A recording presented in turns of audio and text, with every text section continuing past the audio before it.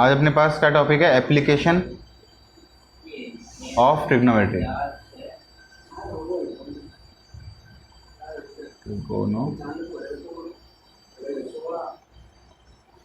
अब एप्लीकेशन का मतलब यूज, ठीक है।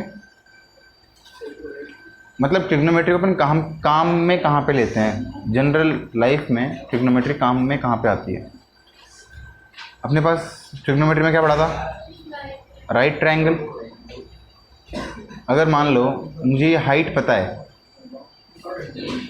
और ये बेस के बारे में इंफॉर्मेशन नहीं है, लेकिन ये एंगल पता है। मान लो ये एंगल दे रखा है तुमको 60 डिग्री, इसके बारे में मान लो इन्फॉर्मेशन है ये है tan√3, तो बेस निकाल सकते हो, परपेंडिकुलर और बेस। तो कौन सा फॉर्मूला लगेगा? tan theta.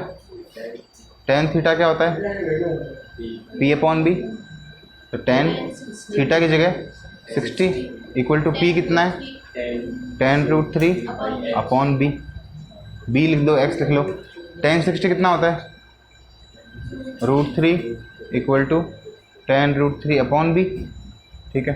इसके अपॉन में 1 है, इससे ये कट गया, b चला गया मल्टीप्लाई में, b इक्वल टू कितना आ गया? 10। मतलब बेस आ गया तुम्हारा 10। मतलब तुमको अगर एक चीज़ पता है दोनों में से, तो तुम दूसरी चीज़ निकाल सकते हो अगर तुमको एंगल पता हो, ठीक है। तो ये अपना जनरल यूज़ है ट्रिग्नोमेट्री का। अब जैसे इसको काम में कैसे लें?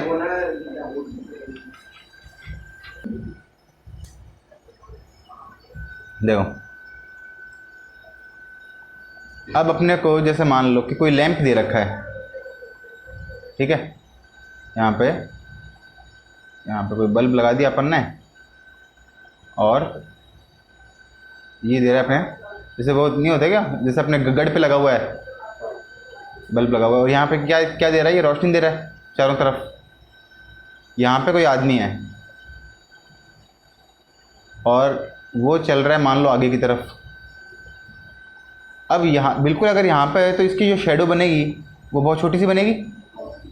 जैसे जैसे ये आदमी आगे जाएगा वैसे वैसे इसकी शेडो बड़ी हो जाएगी। मान लो यहाँ पे आ गया तो इसकी शेडो बड़ी हो गई। अब मान लो तुमको इन केस एक टाइम ऐसा दे रखा है कि तुमको लैंप की वो निकालनी है, हाइट निकालनी है, और तुमको आदमी की हाइट पता है और एंगल पता है, ठीक है। जैसे एक एग्जांपल देता हूँ, जैसे मान लो ये दे रखा है 1.6 और ये पूरा दे रखा है मान लो 4.8, ठीक है। और आदमी की हाइट दे रखी है 1.2 मीटर, ठीक है। तुमको निकालना है लैंप की हाइट कितनी है, यहाँ से लेकर यहाँ तक कितना है। दो तरह से निकाल सकते हैं, एक तो सिमिलर ट्रायंगल की हेल्प से और एक ट्रिग्नोमेट्री की हेल्प से। तो देखो ट्रिग्नोमेट्री की हेल्प से कैसे निकालेंगे और सिमिलर ट्रायंगल की हेल्प से कैसे निकालेंगे, दोनों देख लेते हैं।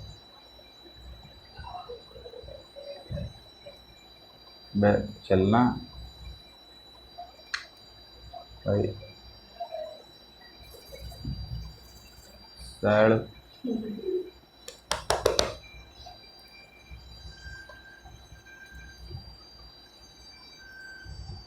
इतना घटिया ये कभी कभी तो चलता ही नहीं। हाँ। अब देखो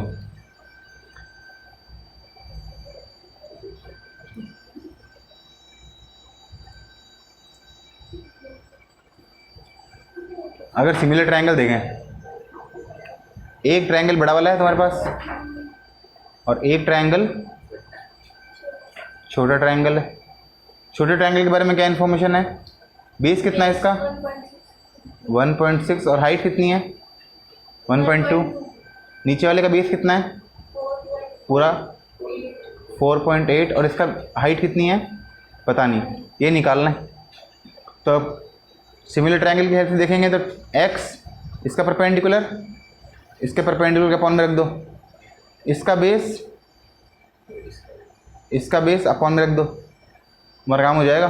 पॉइंट से पॉइंट कट गया, 16 जा 16, 16 3 जा 48 और 1.2 यहाँ पर मल्टीप्लाई में चला गया 3.6, ठीक है। इसको ही अगर अपन को ट्रिग्नोमेट्री की हेल्प से करना हो तो ये एंगल दोनों में कॉमन है, ये एंगल के हिसाब से ये क्या है परपेंडिकुलर, और ये क्या है बेस, ये भी परपेंडिकुलर और ये बेस। तो थीटा कितना हो गया tan theta P upon B, और टेन थीटा इस ट्रायंगल में भी है तो इसके लिए लिख देते हैं इसके लिए भी पी अपॉन बी। तो पहले वाले के लिए पी कितना हो गया एक्स और बी कितना हो गया एक्स अपॉन 4.8 इक्वल टू पहले वाले के लिए, दूसरे वाले के लिए पी कितना हो गया और बेस कितना हो गया 1.6। इसमें पॉइंट से पॉइंट काट दो, ये 3 और ये 4 और 4.8 चला गया मल्टीप्लाई में, इनटू में 4.8, 4 से कट गया 4.8, 1.2 टाइम्स 1.2 को 3 से किया 3.6। तो तुमको ट्रिग्नोमेट्री से करना है ट्रिग्नोमेट्री से कर लो ऐसे क्वेश्चंस, और सिमिलर ट्रायंगल से करना है सिमिलर ट्रायंगल से कर लो। थोड़े से अपन इसके क्वेश्चन देखते हैं अपने चैप्टर के। देखो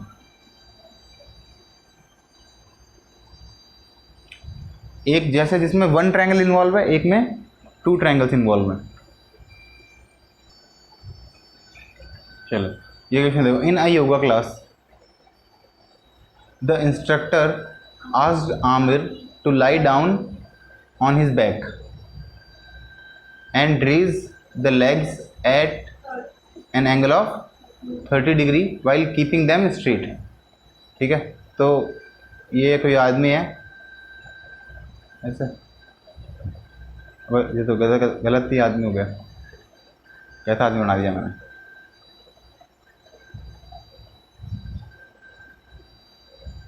ये ऐसे ऐसे और ठीक है अब सही है, हाँ सो रहा है ना, बैक मतलब पीठ को नीचे करके सो रहा है और उसने पैरों को थोड़ा सा ऊपर कर लिया ऐसे। कितना डिग्री पे 30 डिग्री पे, जैसे अपन वो नहीं करते क्या क्या बोलते हैं उसको योगा करते हैं ना, हाँ योगा तो दे रखा है इसने। तो keep them straight, Aamir's foot was 80 centimetre above the ground. ठीक है, इसका मतलब देख ये फुट हो गए यहाँ से यहाँ तक, ये मान लो ये तो फुट है FOOT, कितना एंगल है 30 डिग्री। क्या बोल रखा है Aamir foot was 80 centimetre above the ground, ये ग्राउंड है, इस ग्राउंड से कितने ऊपर है 80 सेंटीमीटर ऊपर है। पूछा क्या है how long Aamir's legs, Aamir के जो लेग है ना ये वाले, ये कितने बड़े हैं। ठीक है, अब बताओ अगर तुमको दे दिया कि ये 30 डिग्री है तो इस अगर ये 80 है और ये 30 है तो अपन फुट कैसे निकालेंगे। फुट क्या है अपने पास हाइपोटेनियस, और 80 क्या है अपने पास परपेंडिकुलर। तो P और H किसमें लगता है, तो sine 30 equal to P upon H, 80 upon H, और साइन 30 कितना होता है 1/2। तो 2 यहाँ पे चला गया और H यहाँ पे चला गया, H इक्वल टू कितना आ गया 160। तो 160 तो बहुत बड़ा हो गया, ये तो सवाल हाइपोथेटिकल है, गलत सवाल लग रहा है मेरे को तो, है ना। सवाल गलत है वैसे तो, क्योंकि 160 सेंटीमीटर के लेग थोड़ी हो सकते हैं, 160 का तो आदमी होता है पूरा, 170 मान लो। ठीक है, तो ये थोड़ा सा ऐसे ही है, हाइपोथेटिकल सवाल है लेकिन करना तो ऐसे ही पड़ेगा। A monkey sitting on a tree, ठीक है, is looking at a lunch box lying on a ground. ठीक है, यहाँ पे कोई मंकी है और यहाँ पे कोई लंच बॉक्स है, वो उसको देख रहा है। The monkey is as high from the ground as the lunch box away from the tree. मतलब वो ये मंकी है ना, ये ग्राउंड से उतना ही ऊपर है जितना लंच बॉक्स यहाँ से ऊपर है, ट्री से दूर है। आइसोसेलेस ट्रायंगल बन गया, और ये कितना हो गया 90। इसका मतलब ये दोनों कितने कितने हो गए 45। इतना आगे समझ में। Find the angle of depression, angle of depression का मतलब ये मंकी है, तो मंकी यहाँ पे देख रहा है ना नीचे की तरफ, एक तो मंकी सीधा देखे और एक मंकी नीचे देखे, उनके बीच में जो एंगल बनता है उसको बोलते हैं एंगल ऑफ डिप्रेशन। तो ये अगर 45 है तो ये भी कितना होगा? 45। एंगल पूछा है, आगे देखो। द एंगल ऑफ डिप्रेशन, मतलब समझ गए एंगल ऑफ डिप्रेशन का मतलब? एक तो अपन यहाँ से सामने देखें और नीचे देखें, तो सामने और नीचे देखने में के बीच में जो एंगल बनेगा वो क्या होता है? Depression. From a boat to a fish swimming inside the lake is 60 degree. मतलब मान लो यहाँ पे कोई बोट है, बहुत बड़ी सारी बोट है, उसके ऊपर यहाँ पे मैं बैठा हूँ बिल्कुल कोने में, ठीक है? इस बोट पे यहाँ पे खड़ा हूँ। अब द एंगल ऑफ डिप्रेशन मतलब नीचे देख रहा हूँ, फ्रॉम अ बोट, फ्रॉम मतलब बोट से देख रहा हूँ। कहाँ पे देख रहा हूँ? फिश, तो बोट यहाँ पे पानी भी होगा, यहाँ पे मान लो फिश है कहीं पे, ऐसे। Swimming inside the lake is 60 degree, मतलब एक तो मैं देखूँ सामने और एक मैं देखूँ नीचे, तो इनके बीच में जो एंगल है वो कितना है? 60। द फिश इज, जो ये फिश है वो 17√3 मीटर बिलो द सरफेस, ये अपनी सरफेस है।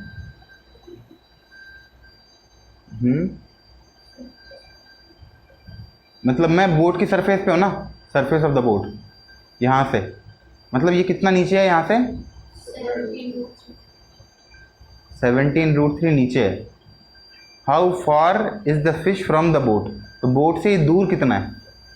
मतलब अगर ये 60 है तो एक बात बताओ, अल्टरनेट एंगल होगा, ये भी 60 होगा, जेड फॉर्म हो रहा है, ये 60 तो ये 60, 60 के सामने वाला परपेंडिकुलर, 60 के पास वाला, और परपेंडिकुलर दे रखा है, बेस पूछा है, ठीक है? ठीक है, तो पी और बी कौन सा फॉर्मूला लगेगा? टेन, कौन सा टेन? 60, टेन 60 कितना होता है? √3, और पी अपॉन बी, पी कितना हो गया? और बी कितना हो गया? बी तो बी है, √3 से √3 कट गया, यहाँ पे 1 बच गया, बी को 1 के पास ले गए, बी इक्वल टू 17 हैं। ये कैसे गलत है? ये तो गलत तो होना नहीं चाहिए। अपन ने देखो सवाल जैसे किया ना वैसे तो सही है, हो सकता है अपन ने सवाल समझने में कोई गलती कर दी हो, तब तो बात दूसरी है। देख, द एंगल ऑफ डिप्रेशन नीचे देख रहे हैं, फ्रॉम अ बोट, बोट से नीचे देख रहे हैं, to a fish swimming inside the lake. अच्छा अच्छा अच्छा, लेक के ऊपर नहीं तैर रही है, अपन ने क्या किया, उसको लेक के ऊपर ही तैरा दिया, वो लेक के अंदर है कहीं ना कहीं पे, इज 60 डिग्री। अच्छा अच्छा अच्छा अच्छा, फिर द फिश इज इतने मीटर बिलो द सरफेस, तो फिर सरफेस इसी को बोलेंगे शायद, है ना? सरफेस जो है ना, लेक की सरफेस है, सरफेस इसी को बोलेंगे, सरफेस के भी अंदर है, यहाँ पे है 17√3, इसका मतलब फिश इतना नीचे है, यहाँ पर है fish. How far is the fish from the boat, boat से कितना दूर है? तो ये एंगल तो हो गया 60 डिग्री, ये एंगल हो गया 60 डिग्री, ये हो गई बोट, इसको निकालेंगे कैसे फिर?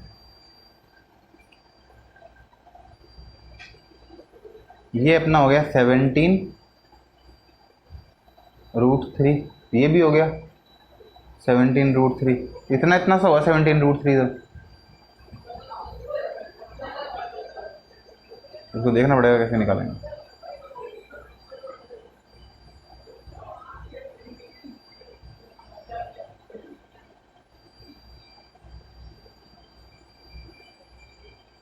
अच्छा, उसने हाइपोटेनस निकाला है। अच्छा,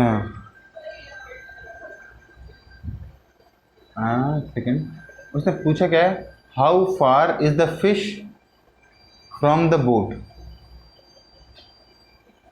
तो अपना ए जहाँ से अपन देख रहे हैं, ठीक है, और देख कहाँ पे रहे हैं? फिश पे, फिश में देख रहे हैं, ये सही है अपना, फिश है ये सरफेस है। अच्छा बोट है ना, एक्चुअली बोट बहुत बड़ी नहीं है, बोट है, कोई क्रूज़ नहीं है। मतलब अपन जैसे ज़मीन पर हैं, लेक है ना, छोटी सी नाव है, तो नाव जैसे सरफेस यहाँ पर है, तो इतना ऐसे कोई बहुत बड़ी नाव नहीं है, यहीं पे यही नाव है छोटी सी, ठीक है। और इस नाव से अपन नीचे देख रहे हैं, इतना नीचे, ठीक है। तो ये कितना नीचे है धरती, मतलब उससे वाटर से 17√3, ठीक है। तो अब ये बताना कि ये अपने से कितना दूर है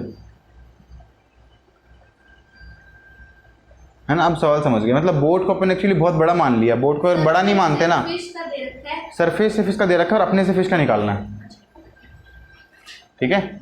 ये तो पानी वाली सरफेस है, मतलब नीचे पानी पानी है, ठीक है। तो सरफेस से फिश कितना नीचे है वो तो दे रखा है 17√3, और इस फिश से अपन कितना दूर है, बोट कितनी दूर है, वो निकालना है, ठीक है। अब एक बात तुमको बताता हूँ, देखो अपन ने 4-5 सवाल किए, इस एक बात तो समझ में आ गई, और वो क्या है, इजी करना। जैसे कोई ट्रायंगल में अपने पास 3 साइड होगी, या तो ट्रायंगल मिलेगा अपने को 60-30 वाला, 60-30-90 वाला, या तो ये ट्रायंगल मिलेगा, और यह नॉर्मल ट्रायंगल मिलेगा जिसमें दोनों बराबर बराबर होंगे, 45, और ये भी 45, और ये 90। सिर्फ ये दो तरह के ट्रायंगल मिलेंगे, तीसरा ट्रायंगल नहीं मिलेगा। तो अब देखो, ये एक आसान तरीका देखते हैं। अगर ये 17√3 है, बड़ी वाली साइड, इन दोनों में से बेस और परपेंडिकुलर में से बड़ी वाली साइड अगर 17√3 है, तो छोटी वाली साइड होगी 17, उसका √3 हटा दो, और जो सबसे बड़ी साइड है हाइपोटेनियस, उसको बेस से मल्टीप्लाई कर दो 2 से, ये हो गई 34। मतलब 30 के सामने वाला तो 1, 60 के सामने वाला 1 को √3 से मल्टीप्लाई कर दिया, और सबसे बड़ी साइड 90 वाला, तो उसको बेस को 2 से मल्टीप्लाई कर दिया। मतलब ये 1, ये √3 और ये 2 इसी के रेशियो में होगा, मतलब 30, 60, 90। तो 30 के सामने तो 1, 60 के सामने और 90 के सामने डिवाइड नहीं, मल्टीप्लाई बाय 2, ये करना है। मतलब इन तीनों में से कुछ भी दे रखा है तो अपन जल्दी से दूसरा वाला निकाल सकते हैं, ठीक है। मतलब अगर मान लो इक्वेशन है, इसमें बड़ी साइड कौन सी दिख रही है, नीचे वाली। अगर नीचे वाली साइड मुझको दे दी 5 और छोटी निकालनी है, तो छोटी निकालनी है तब तो √3 से डिवाइड कर देंगे। और अगर मान लो ये दे रखी होती, ये साइड दे रखी होती 5 और बड़ी निकालनी होती, तो √3 से मल्टीप्लाई कर देते। मतलब छोटी से बड़ी निकालेंगे तो √3 से मल्टीप्लाई कर देंगे, और बड़ी से छोटी निकालेंगे तो √3 से डिवाइड कर देंगे। और सबसे बड़ी हाइपोटेनियस निकालने के लिए जो बेस है, जो छोटी वाली साइड है, उसको 2 से मल्टीप्लाई कर देंगे। हाँ, बेस और परपेंडिकुलर में तो √3 चलेगा, और हाइपोटेनियस में बेस को 2 से मल्टीप्लाई कर देंगे, ठीक है। चलो अब अपन जल्दी जल्दी बाकी सवाल करते हैं ट्रिक यूज़ करके, और तुमको समझ में तो आएगी करने कैसे हैं। In an amusement park the longest slide is called the right triangle. Amusement park है और ये स्लाइड है, मतलब यहाँ से कोई बच्चा चलेगा चलना और यहाँ तक आएगा फिसलता। We need to climb 100 metre vertically to reach the top. Vertically मतलब बिल्कुल सीधा, ये 100 दे दिया, and then slide all the way down, slide होना है नीचे की तरफ। The angle of depression is 30 degree. मतलब ये ना, ये वाला ये 30 डिग्री है, ये नीचे भी 30 डिग्री होगा। तो 30 को पहले मैं 30 जैसा बनाऊँ, ये 60 जैसा लग रहा है, तो ये बड़ा लग रहा है ना, 60 जैसा लगना नहीं चाहिए, इसकी शक्ल ऐसी होनी चाहिए 30 जैसी। अब हो गया, ये कितना हो गया 30 डिग्री, ये कितना हो गया 100, ये भी कितना हो गया 30 डिग्री। निकालना क्या है, what is the length of the slide, मतलब स्लाइड ये वाला कितना होगा, तो बेस छोटा वाला इसका डबल, ये कितना हो गया 2।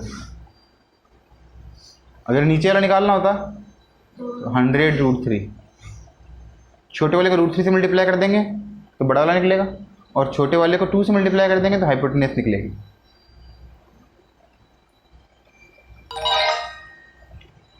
वापस कर लेते हैं एक बार इसको।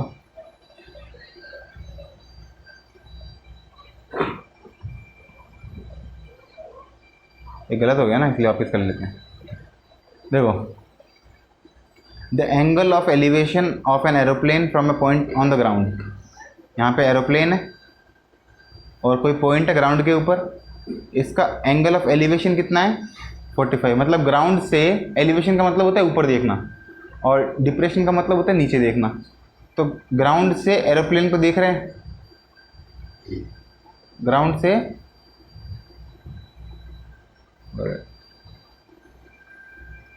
एरोप्लेन को देख रहे हैं, और कितना डिग्री का एंगल है 45। The distance from the point, इस पॉइंट से टू द एरोप्लेन इज 10√2। ये कितनी है 10√2। अब देखो, एक अभी बताया था मैंने 30 60 90 का क्या रेशियो था 1√3 और 2। अब इसका रेशियो कितना होगा 45 45 90, इसका होगा 1 1√2। मतलब अगर ये 1 है ये 1 है तो ये √2 होगा। मतलब इस अगर ये 1 दे रखा है तो इसको जो यहाँ पर है वो यहाँ पे लिख दो, और √2 से मल्टीप्लाई करके यहाँ पे लिख दो। मतलब अगर मैं यहाँ पे 10 लिखूँ तो 10√2 हो गया ये। अगर बड़ा वाला निकालना है तो √2 से मल्टीप्लाई कर दो, और छोटा निकालना है तो √2 से डिवाइड कर दो। तो 10√2 को √2 से डिवाइड कर दिया, कितना आ गया 10, ये भी 10। पूछा क्या है, how high about the ground is the aeroplane flying. Aeroplane ज़मीन से कितना ऊपर उड़ रहा है, तो 10। अब जल्दी जल्दी करते हैं, एक बार समझने के बाद में जल्दी जल्दी हो जाता है। Sunil is standing on the ground facing the sun. Sun यहाँ पे, सन को फेस करके ये ग्राउंड पे खड़ा है कोई आदमी। The height and the length of his shadow are in the ratio 1:√3। The height and the length of his shadow, तो इसकी खुद की हाइट और शेडो की हाइट, ये यहाँ पे देख, ऐसे ऐसे करके यहाँ पे बनेगी शेडो, और ये इसकी हाइट। तो पूछा क्या है, हाइट कितनी है 1 और शेडो कितनी है √3। ठीक है, तो what is the angle of elevation of the sun. Elevation मतलब ये वाला एंगल पूछा है, ये एंगल कितना होगा। अब इस एंगल के सामने क्या है 1, हाँ मतलब P, और ये क्या है बेस, तो P/B। P की वैल्यू कितनी है 1 और B की वैल्यू, तो 1/√3 P/B में कब होता है tan theta. tan theta equal to 1/√3 कब होता है 30 डिग्री पे। A ladder is leaning against a wall. एक वॉल है, उसके एक ये लैडर है और ये यहाँ पे लीन कर रही है। And make 60 degree angle with the horizontal. Horizontal मतलब ये हॉरिजॉन्टल से कितना एंगल बना रहा है, 60 तो ये तो 60 लग नहीं रहा, पहले 60 जैसा बनाता है एंगल को। अगर डायग्राम अच्छा बनाते हैं ना अपन, तो फिर क्वेश्चन को सॉल्व करने में आसानी होती है। ये हो गया 60 with the horizontal. The foot of the ladder, ladder का foot 50 metre away from the wall. Wall से 50 मीटर दूर है। ये रहा वॉल और ये रहा फुट ऑफ लैडर, और ये रहा 50। Find the length of ladder. ये 50, ये कितना होगा 50√3, और ये कितना होगा 100। निकालना क्या है, लेंथ ऑफ लैडर 100 निकालना है।